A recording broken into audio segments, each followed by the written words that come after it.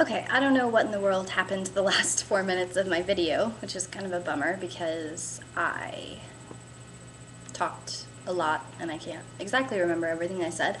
Um, but it cut off when I was talking about my lists. So, I make lists for reading because sometimes the reading assignment can be so large, like 150 pages for one class, that I just don't want to do that all at once. Some people do, though. Some people will go to the library the day before that class and read all 150 pages. But I feel like there's a certain point where I'm not retaining the information as well as I could be. And for me, that's at like 25 pages. That's like my max for reading at one point and feeling like I'm actually learning anything. I'm sure you know the feeling of where you like have read the last few paragraphs and you just realize like you don't even remember what you just read. So that's not going to help you in class. So on my lists, what I do is I break up the reading. Um, Excuse me. So I'll do it over the period of like 5 days or whatever. So what was I going to say about that?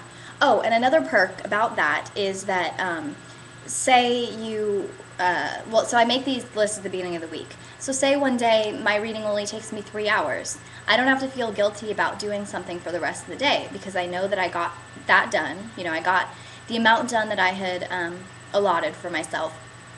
And then I know I'll get the rest done because it's on the list and, you know, it'll come. Whereas there are some people who feel like if they aren't studying from like 8 a.m. to 11 p.m., then they're a bad student. And, you know, that's just, everybody's different, of course, but it just doesn't seem healthy to me. You need to have a little bit of a life, so otherwise I would go crazy.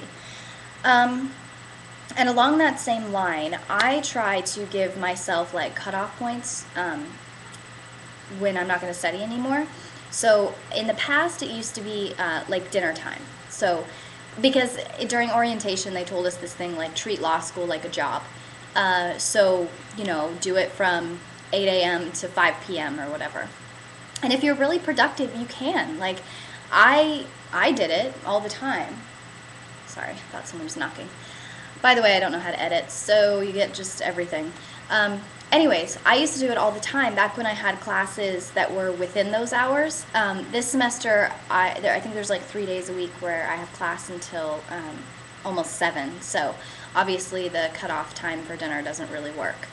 But I still make sure it's by like 9 o'clock so that I have a couple of hours to do something else and get law out of my head because I can't sleep if I'm thinking about a case or something. It's just my brain is too switched on.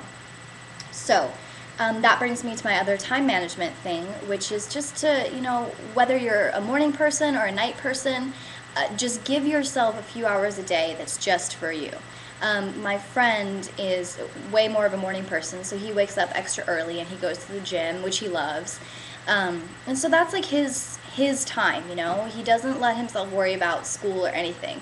And as long as you're managing the rest of the hours of the day well, there's no reason why you can't have a little bit of time for yourself. So what I do is I try to finish like 2 hours, at least 2 hours before bed so that I can do other things.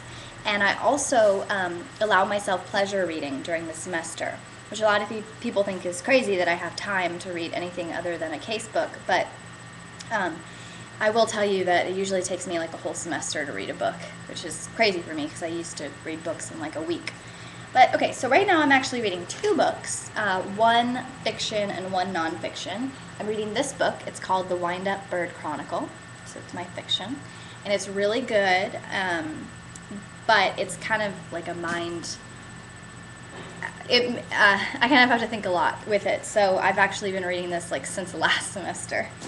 And then I am also, it's heavy, reading this, the autobiography of Mark Twain. So this is my nonfiction, and I love it. And luckily it's broken up into small pieces, so I usually just will read like one entry a night. And yeah, so that's what I do to keep myself sane and manage my time. So if anybody has any more questions, please feel free to ask. Otherwise, Well, not otherwise. I will answer them in videos. But next week I'm going to start early and just tell you why I decided I wanted to go to law school and things like that. And also, if anybody has any advice about subletting, any horror stories, anything like that, I'm starting to look into where I'm going to live this summer in a completely new city. So I would love any advice you guys have. All right, have a good week.